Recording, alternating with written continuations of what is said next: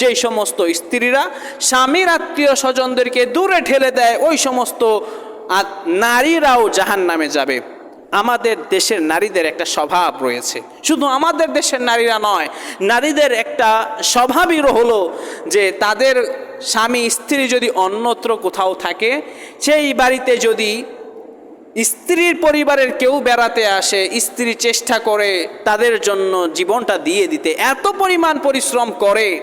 যে টাকা ঋণ করে হলেও তাদের জন্য নানান ধরনের আইটেমের ব্যবস্থা করে, যেভাবেই হোক তাদেরকে পরিতৃপ্ত করতে হবে, তাদেরকে সন্তুষ্ট করতে হবে। যখন স্বামীর বাড়ির কোনো মেহমান নিজ বাড়িতে আসে, ছেলের বাড়িতে আসে, স্ত্রীর মন খারাপ হয়ে যায়, স্ত্রীর ওজর শুরু হয়ে যায়, আমার শরীরটা খারাপ, আমার শরীরটা ভালো না, এখন কেন আসলো? বা তারা বলতে থাকে এখন আমাদের হাতে টাকা পয়সা নাই, এখন কেন আসলো? বা আমি রান্না বান্না করতে পারবো না, তোমার আম্মাকে বলো না তারা